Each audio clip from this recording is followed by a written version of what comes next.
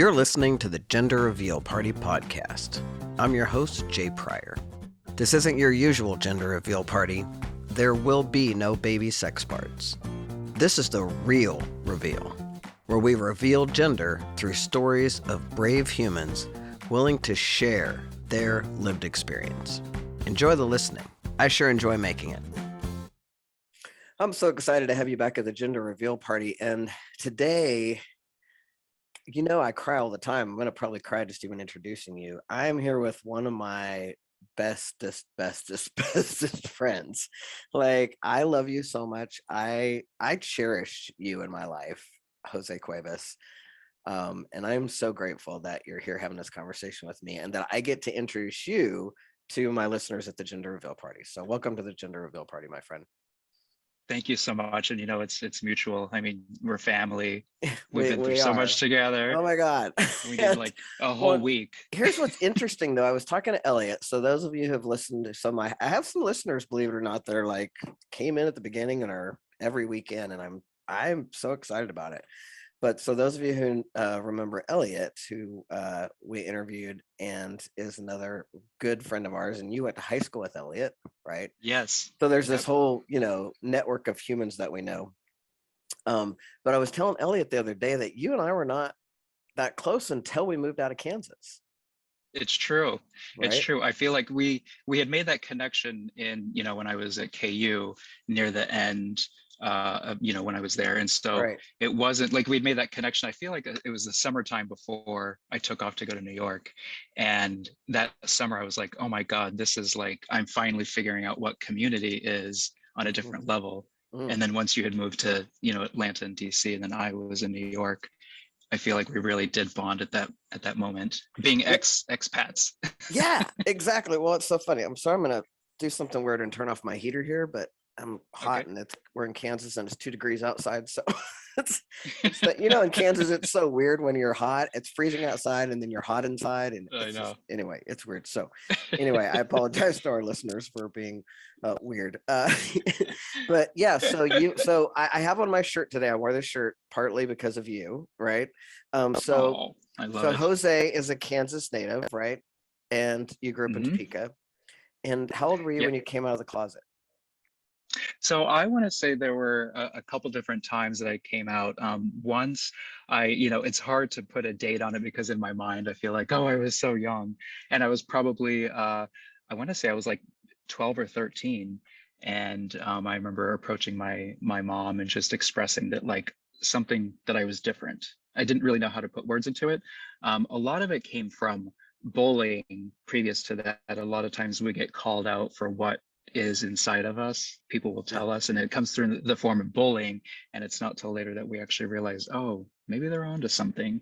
Not to give them like credit, but so I feel like I was probably going through that, and then had the discussion with my mother, and I think it was just kind of tabled at that point because the message was that like not one of anything negative, but more about like, you're still kind of young, and let's see where that, where you feel, later on. And then it wasn't until I was like 17 or 18 that I finally fully came out again to my parents, because I was getting ready to, have my summer after graduation, and I was getting ready to go to the gay bars and see some drag queens. My mom was like, drag queens, huh? And then it, started a whole conversation. So yeah, so it's like I had those two moments in my coming out, I guess you could say. Right. So you were out to yourself though, right? And you're in Topeka, Kansas. Yes. And this is 1980. The 80s, the late 80s. Yeah. Oh my God. It's just, crazy. Bad fashion, bad everything.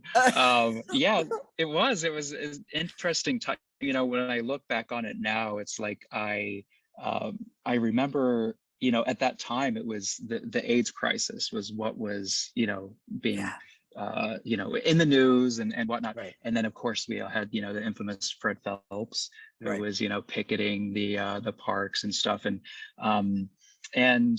it was an interesting time. The way that I was able to cope with growing up and living in Topeka was to get involved in the arts. And that's basically what my mother was great, at that, doing that for me, I guess you could say, was immersing me in my culture, the Mexican culture, the arts, music. My grandmother was a very influential person in my life regarding music. That's what I went to in order to Right. sort of process what was happening at that time. Right. Yeah. Yeah, I mean, and but yeah. so just to be clear to our listeners, because this is the gender reveal party, we haven't talked about gender yet. So you're a cisgender male, right? And you were coming out as a Yes, gay man, gay boy at the time, right? I was coming out as a gay boy at the time. Right. And you and I have talked about this a little bit, but you know, looking back, there's certain things that I'm starting to remember about growing up. And long story short, I recently went to see a one-person show that a friend of mine did in New York City back in November, and it centered on their experience of growing up queer up to their you know current you know, I think they're in their 30s at this point. Anyway, watching that show made me realize stuff that I had gone through and experienced that I had sort of blocked, or maybe that I realized was there but I just wasn't really fully processing it. And one of those was, you know, one of my first memories of feeling different was dressing up in my mom's clothing, you know, or wearing stuff to school in grade school and getting in trouble, you know, being sent to the principal's office because I was wearing something that was feminine. And so my memory is of being punished for being a girl, Right. but I didn't have the words at that time to understand what that meant. Right. And it wasn't until later on that I realized that gender was a big part of it, but Yeah. also is my sexuality and you know, Right. having ownership over that. Right. So yeah, and gender has always been something sort of interesting to me because you know, when I first met you back in the 90s and, you know, trans issues were being discussed, I had looked at it, even though there was talk of it being a spectrum, in my mind, I hadn't fully grasped what that meant. And in my mind, I thought that it was a polarization, that if you were trans, you were going to go to the complete polar opposite of that. And it wasn't until I fully understand what that spectrum meant that I felt like I might actually have a place in there. And you know, it's all this stuff comes together, and you know, we find the words for it. We get to talk to, you know, family, like, you know, got to talk to you about this and sort of make put the puzzle pieces together, so to say. Yeah. And that's what I try to explain. And this is, and one of the reasons I wanted to have you on this show is because there's such a collapse between, first of all, sexism, homophobia, and transphobia. Like, it's also collapsed, right? But so when you were getting picked on as a little boy, you're getting picked on because you were acting like a girl, right? Yes. And the worst thing you could Yes. possibly act like is a girl if you're a boy. Exactly. Right? Yes. It's almost It's like, true. you evil little boy, you're acting like a girl, right? And what the hell is wrong with you that you would act like a girl, right? So Yes. I think it's so important that people really understand that this is you crossed a gender boundary. People weren't thinking, oh, there's a little boy having sex with other little boys, or there's a little boy who's interested in other little boys. They weren't thinking that. People were thinking, there's a little boy who's acting like a girl, smash Exactly. it. Right? Exactly. It must Quash be it. hurt. Quash it, right? It must be hurt. Something's wrong with it. Right. Yeah, something's wrong. Yeah. You know, and it's terrible when that punishment comes from people that you trust, you know, like a school principal or a teacher that you have some sort of trust in. You know, when you're as queer children, we don't really have that many people that will look out for us. At least I didn't feel like that at, you know, at that age. Now I feel like there's much more visibility and people are much more apt to stick up. But, you know, I don't recall ever having that growing up. There may have been a couple people, but so yeah, it was just really interesting to look back on that and to realize, wow, this happened, and like this shapes who I am today, and undoing that trauma and that pain, because it's like, even though it's, you know, 30 some years later, I mean, I know I don't look that old, but you know, it's but it's a constant process, you know, evaluating what happened and how to make it better, not just for me but for other people, you know. Right. So Right. And you know, like I said, when we met, you were, I have my KU queer shirt on because Jose and I was one of the queer co-directors of a group back in the day, and it was called Gay and Lesbian Services of Kansas. They recently had a 50th anniversary thing. I don't know if you saw that. Wow. Oh Yeah. no, I didn't see that. Yeah. Oh yeah, yeah. Okay. It's maybe we could put it in the show notes. I don't know, but there's a Okay. they recently had a 50th anniversary of the gay liberation group that formed Hmm. at KU, and it was like NYU and KU were the only ones that ever existed at the time. Yeah.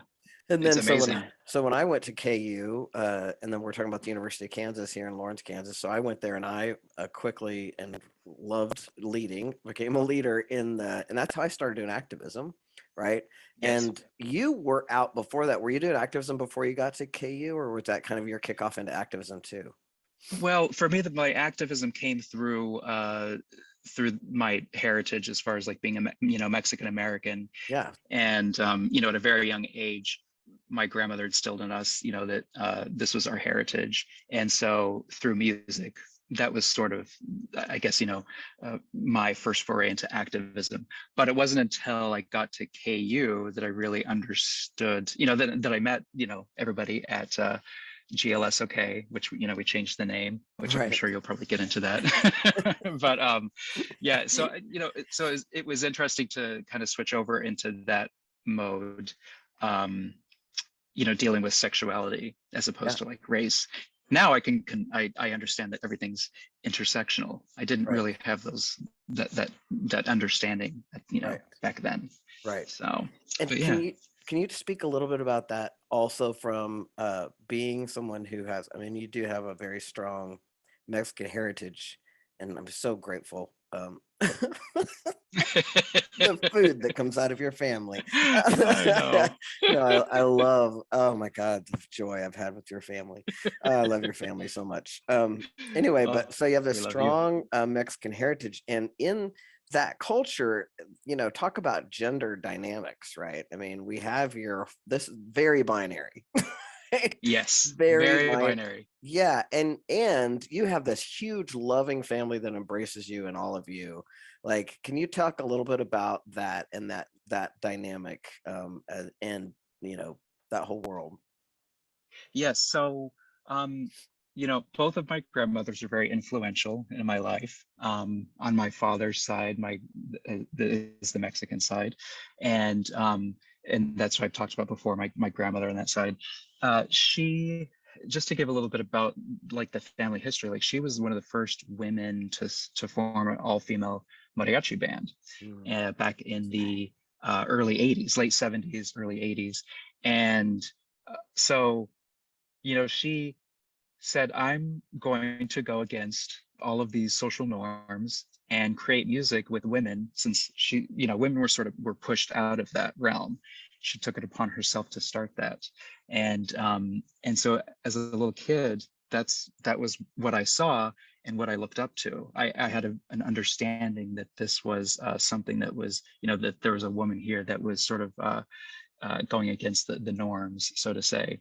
Um, I guess to sort of switch gears in thinking about how that relates to the rest of me, like my upbringing and whatnot. It's really interesting because I think because my family had to deal with so many issues pertaining to race, I think that when I came out, it wasn't as much of a task for them to grasp, in being different. right. So I'm not going to say it was easy, but it was something that I think a lot of them sort of could understand, being outsiders themselves. Um, it's really interesting when I think about the Mexican culture and mariachi music in particular, which is what I was raised, with.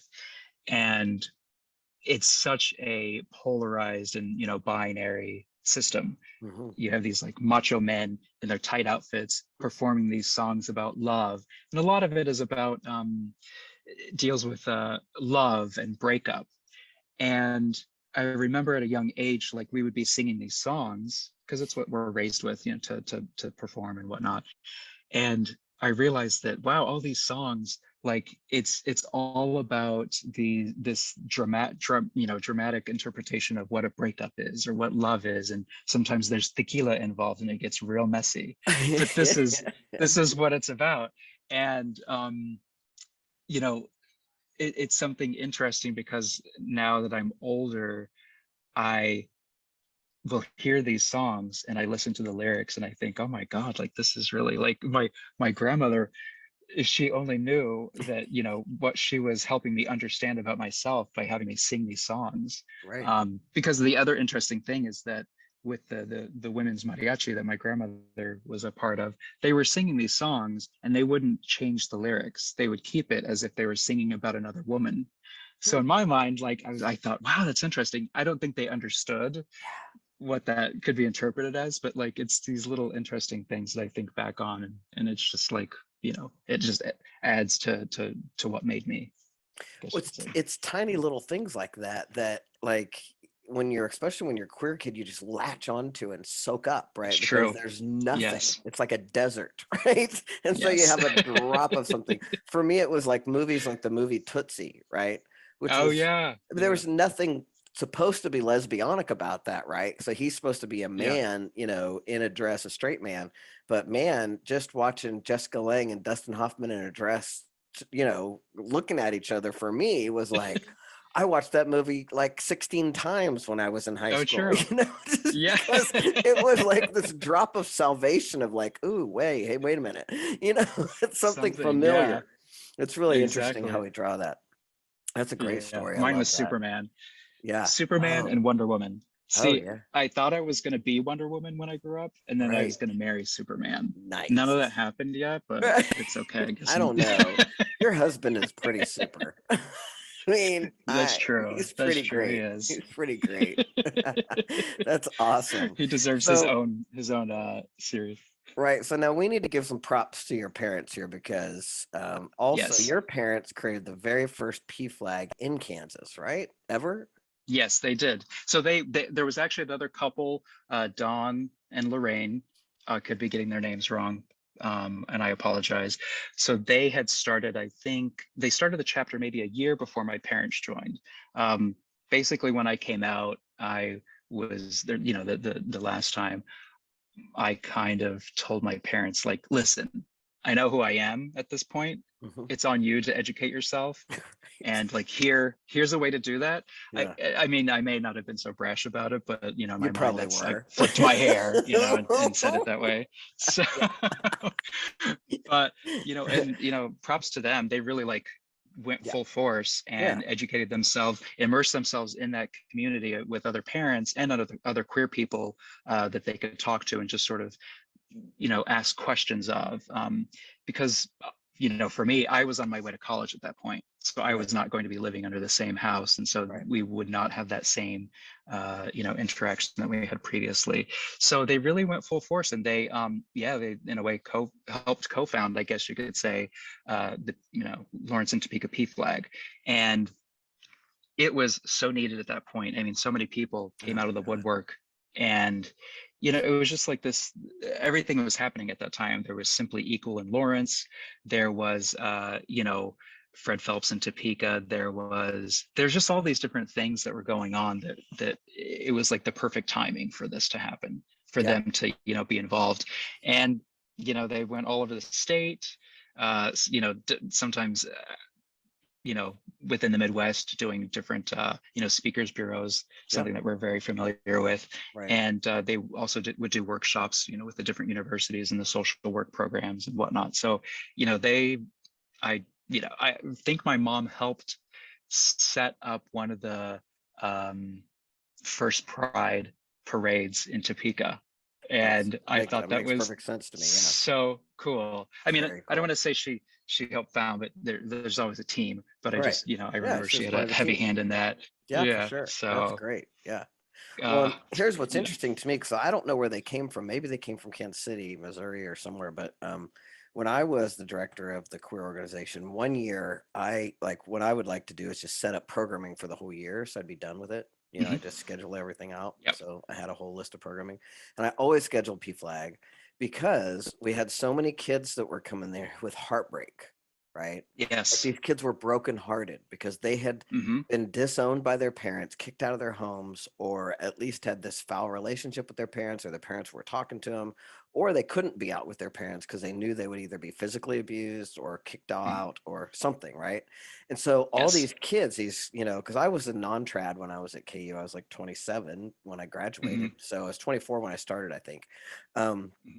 but these are 18, 19, 20-year-old kids, and we'd bring PFLAG in, and these kids would just soak up the hugs and soak up these parents who are being there Yes. supportive. So for our listeners, if you're not clear, PFLAG is Parents and Friends of Lesbians and Gays, which it still goes by that name, just because it's known by that, but it's Mhm. also parents of trans kids and non-binary humans, and it's just a supportive group for parents and Yes. family members of queer people.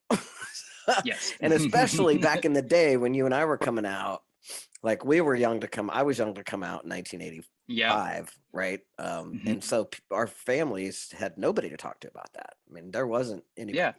So it was There huge. wasn't even And that. those parents Yeah. that do come out and step up and they come to our parades. I mean, I'm just Hmm. always just so grateful to see the PFLAG. You see the parents show up, and the parents have made a huge difference in the trans community because now we're having parents of trans kids stepping out and being like, "Oh Yes. hell no," right? So, This is yeah, my child. yes, Exactly. yes, I mean, yeah, it's so powerful just to like, there's a certain uh, a sense of peace that you find, hearing parents talk yeah, about their children in this positive manner. yeah, And it's so healing, yeah, because when you're bombarded on a daily basis by society that like, that you're wrong or you're ugly or you don't fit in or whatever, but to have these parents, it's like every time I hear a parent speaking on the Hill or wherever, it's like I immediately turn into that 12-year-old kid. And it's like, it's just so cathartic. Is mhm. that even the right use of the word? Anyway, hopefully you get what I'm saying. But I think so. Yeah, I it's mean, well, in the sense that it's you have an experience that of like knowing that you're heard or known, right? That's the yes. thing. I mean, I remember I mentioned this at some point looking because we had Representative Stephanie Byers on, right? Oh yes. And right, so she's the first Hmm. Native American. Her words. I use the word Indigenous people, but Native American woman. Trans woman too elected to office, Hmm. right? And so, I remember looking across C-SPAN when it was Clinton's doing that "Don't Ask, Don't Tell," and they span the camera, and I'm like, all those people are old and white, like Yeah. all of them. Yep. None of them know anything about me and my little queer life when I'm 24 years old and being a little butch dyke out in the Hmm. world. Like, what? You're gonna decide whether I can serve my country or not? Like, it was just so Yep. weird to me. So I'm so grateful we have representation now. We have these people. There's just so much that Hmm. we've moved so much, and it's a lot about like parents and people stepping up. So I'm really It grateful. is. I Yeah, mean, yeah, it's the basis of like forming a good foundation, right. for a person is to have support, Yeah, and it's yeah, yeah, people like you. right. Yeah, people like you. So, when we met, right, we met here, and we can. I was with the girlfriend who shall not be named, and we don't need to move on. That time we don't need to Oh, go that one there. time. That one time it was just yeah. Oh, I Anyway, know, I know. so and then we moved away. So I moved away to Washington D.C. and you moved away to New York City. Yes, And I can't and remember how yeah, you contacted me. Like somehow you got a hold of me, I think. I'm pretty sure I did. And Yeah, I'm pretty I sure it think was I had maybe an email or something. Because email was just probably. barely starting. It was 1999, where some of us had email. Like, but We certainly we didn't have had cell email. phones. We didn't have, well, we had some kind, we had we had something. Anyway, so Well, they're you got a probably hold of beepers. me Yeah. via email. And at the time, I don't know if did I put up to you before, or did the first time I come, Jessica was with me? You had been up before. Okay, I thought so. I So think I maybe came one up, time before. but the Yeah. first time I came up, so that's what I thought, because I came up by myself first. And I will tell you, people, like, we had been friends before, but this was like, it was otherworldly for me. It was like I had gone home, and I was in New It's York City. true. I was in New York City, and it was about how this human that I'm with his being is so gorgeous, and he's like the most hospitable person you're ever like. I just felt Oh, taken care of. Like I went up there for a 3-day weekend, And I was there for a couple days, and I left so refreshed and so taken care of. And that for me was like, I mean, we just, from that moment on, we've been family, right? And so We have then been family. the It's next true. time I came up, I brought Jessica, and you got to meet Yes. Jessica. And then, Jessica, and every chance we could get, we'd go from DC up to New York City. And most of the time, folks, we didn't do anything. It's true. This is embarrassing. You know how many times I've been in New York City? Like, I mean, multiple times I've been. I mean, I can't even count that. There's like beyond counting, right? You get to a point where like, oh, I've been in New York. Yep. No. I've been in New York so many times, and I've never been to the Statue of Liberty. We somehow just got stuck at home. I've never been to Ellis Island. Like, we were doing stuff like the gay bar in Brooklyn. Oh my God, that had the Saturday Night Live dance floor. Oh my God, I forgot about that. Jiminy Christmas. Oh my God. That was the most fun. Oh, we had so much fun, right? So we're out in the clubs, we're in the gay bars in Brooklyn, having a blast. Oh, we had so much fun. It was just delightful. Oh my God.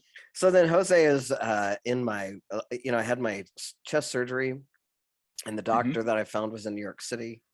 So I stayed with you, and I stayed with our friend Danny there. I mean, just all these things, right? Where our whole relationship has been built on just this loving relationship. And one of the reasons that I wanted to have you deeper and deeper, and one of the reason I wanted to introduce you to the world is you're one of the most beautiful humans I've ever met, like inside and out. And you're so pretty, right? You're so pretty. And I know that you have this experience where people often treat you like a woman, for lack of a better word, right? I hate that phrase. And so, and I always try to be careful with my words, but there's this experience you have of being a gay man who's effeminate and sometimes likes to put on a frock, right? Yeah. But the world also, well, if they see you from behind, they treat you like a lady right there. I mean, you get taken for a woman quite often. And I love that you have that experience. And I wanted to share that a little bit with our audience. Like, that whole world of, you are somebody who's pretty fluid. When people see you, you're a beautiful human. And so all that world. Yeah, it's so funny because it happens on a daily basis.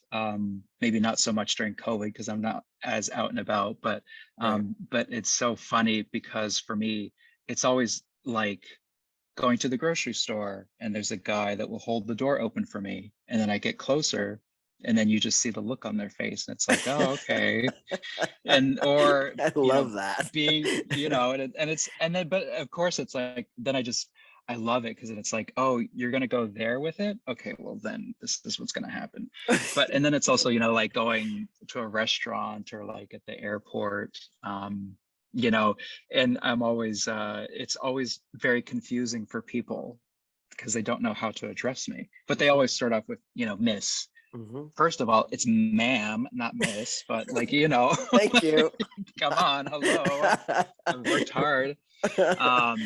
But it's really interesting because I know that you have talked about your experience of passing as a man in certain situations and what that has been like and what you've been allowed to do or whatever.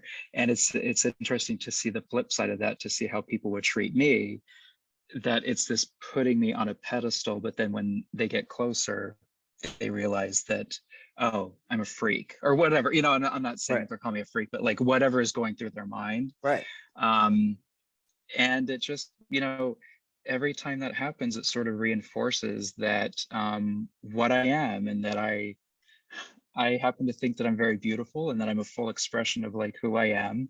And so, I think, thank you. And I don't, me, I don't like to say things like this about myself, but it's sort of like but it's the pep talk that you have to give yourself sometimes to realize that like, actually, you know what, I've got a lot to offer. And it's like society can't really tell me that I'm otherwise. But yeah, it's so funny. But it's, I used to have it so centered around my hair that that was the point for people. But it was still happening to me when I would shave my head bald. So it's like, okay, I'm either like, you think I'm a big dyke or you think that I'm like a femme woman. Right. I'm all good with it. Right. Right. And we used to Yeah. tease about, like I've always thought of you kind of on the trans spectrum in there, or like fluid. Yeah. And we tease about your name being Josefina and things like that. And I mean, Yes. that's who you Yeah. are for me in that world of being fluid and lovely. And it's just interesting how the other humans are so wired up, and how like gender is such a thing, right? It's just such a Oh thing. yeah. I mean, obviously, like, the gender reveal party, like it starts before birth. Right. It's just what is pushed on us in this construct. Mhm. And you know I'm just so thankful that, like, I have you in my life, Oh, that you have educated me so much on what all of this means, and you've been able to, like, give me words to express that, thanks, because friend. sometimes it's the hardest thing, is to, like, you have all these ideas about what you are, and, like, but to put it into, but to have somebody like you in our life, I can say that as the listener as well, to have you in our life, it's like, you're doing some amazing work, Oh, thanks. getting us to a good place. Oh, thanks. That's very sweet. I like that. It's So, true. my kids love having your Ren just learned the word gunkle last time you guys came into town, and is now like the gunkles are coming, which I love. And your husband married us, though. Remember our 10th wedding anniversary. Yes. Who is now Yeah. your husband, Zahir, Mhm. who I'm in love with. And it took, it's interesting for me because I know you so well that, man, it's like you never really had a guy that you never introduced us to anybody. And I was always like, man, I know. I mean, if you were just dating somebody, it was like, nope, I didn't know about it. Like I knew of nothing. So when you're telling us you want to meet this guy, I'm like, oh, this is You're serious like, business. something serious. Yeah, this is very serious business. And interestingly enough, right? So he is in the fashion world, which is very also binary, right? And Yes, very he much so. designs for women, right? Yes. And so it's interesting too that you live in that world of how gender is displayed. Yeah. Yes. And obviously he has great fashion sense. So that's also nice. It's a big plus. It's- Yeah, it's always a discussion that we have about, I don't want to speak for him, but, there's the discussion that always comes up is that how is he designing clothes for a woman? And the other part of it too is that it's a juxtaposition of the sizing, because he Mhm. designs mostly for plus size, and he himself is very skinny, and Yeah. gets teased a lot for He's a that. petite man, yes. Yes, he Mhm. always gets the, have you lost weight? And he has to explain, no, I've not lost weight. So it's, it's the opposite of the fat shaming that he gets. Mhm. But it's interesting to see that, he's been able to take, what his own experience, and sort of push that into fashion, and how to make it better and accessible to all people, Yeah, I love it. depending on what size you are. Right, So exactly. It's exactly. it's needed, and I'm just happy to see that it's much more prevalent now. There's many more companies addressing this, because it's needed. I mean, Right. Yeah. maybe the next step will be more, I guess, non-binary clothing, which is what he helps for me personally. He helps Right. that. He's, as my personal stylist, he's helped me, Yeah. approach Yeah. that. Right. And he's very Because good it's at not, it. it's really hard. Right. Finding non-binary clothing is really hard. That's for It sure. is, Yeah. it's a I hate shopping for that very reason, because it's Right. like you walk into a store and it's like, this is Right. not me, Right. so, but it's, I'm glad to see that that's changing as well. Yeah, I think So so too. And there's a lot more. I think there's a lot more fluidity, especially when our kids were babies, which they're 12 now. When our mhm. kids were babies, we couldn't walk in a store and find anything that wasn't pink or blue. It was that Yeah, everything yeah. was all bleh, bleh, bleh. It's It's either gross.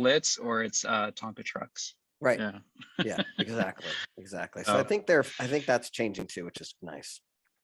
That's for yeah, sure. yeah. So you live in New York No. City, you're in your New York City place, but you live upstate New York and you just built a house recently that I haven't gotten to go Yes, to. Right. you'll be going to it soon. I know, I'm Yeah, excited. so I really we want to go.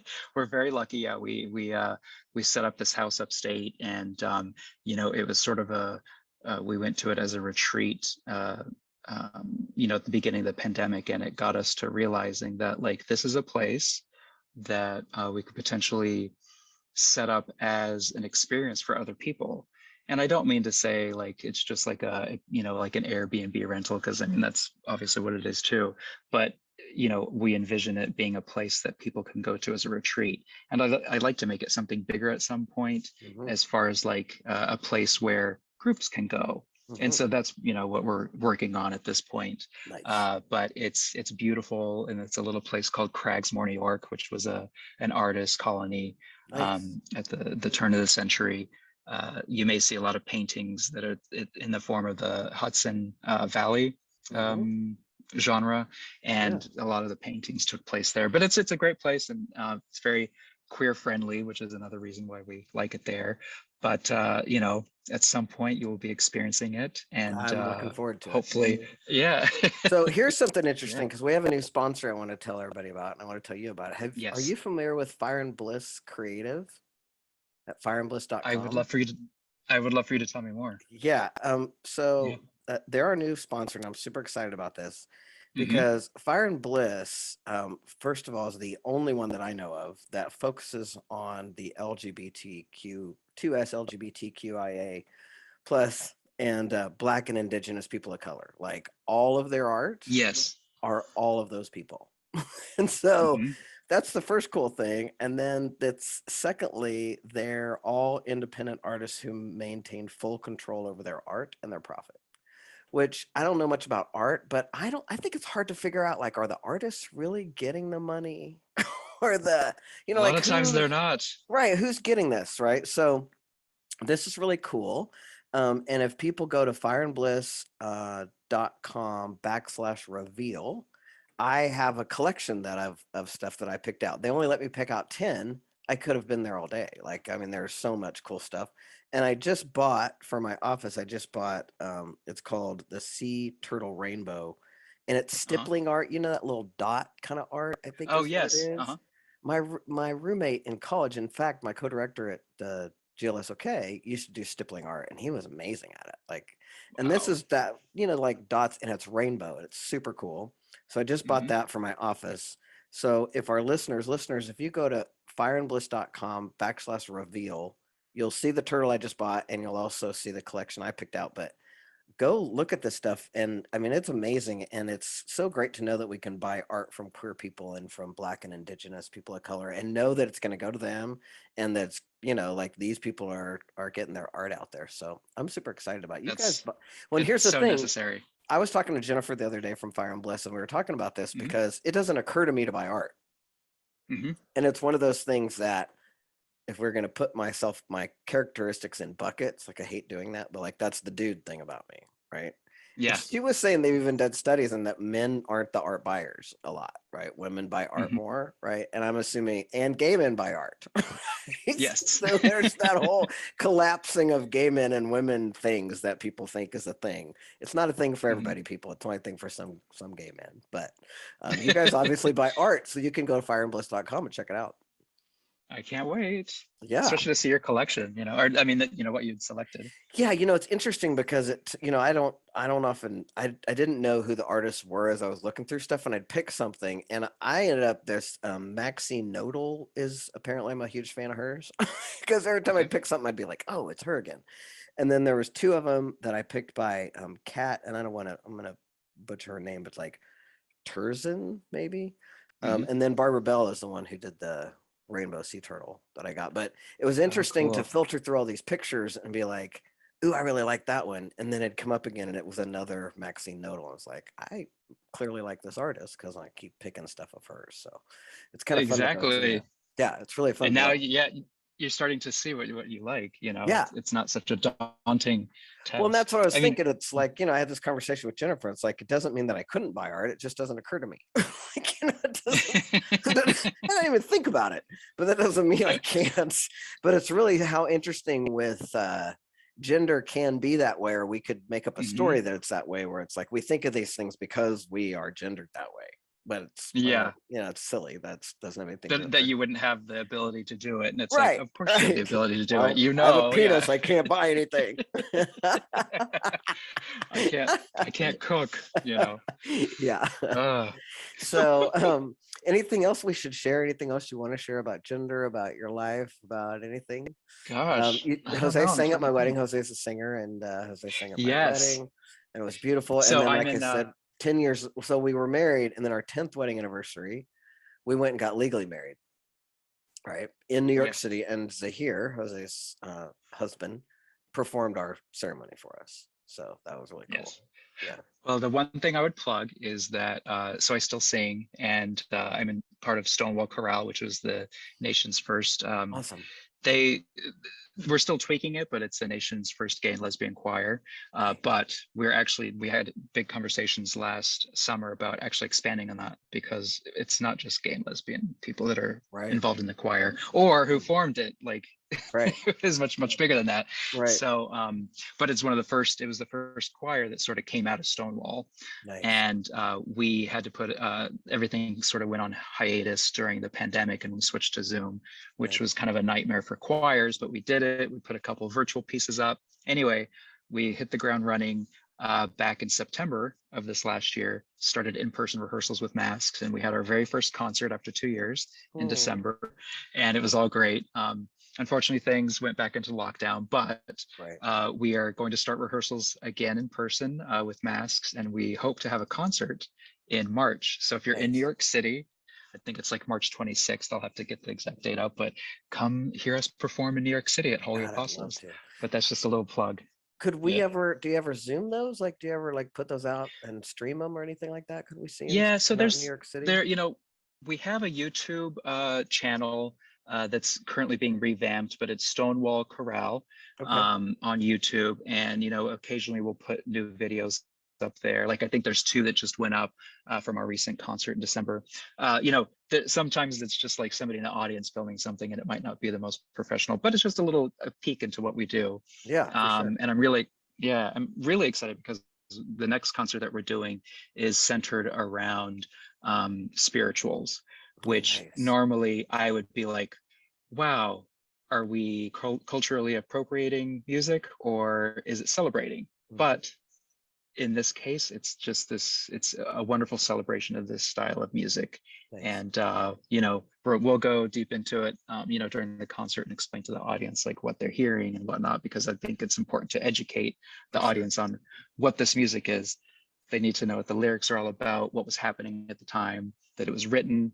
And so I'm just so happy to be singing again, because, as you know, music is very important to me. And so Absolutely. to have that back in my life, I'm in a much better place.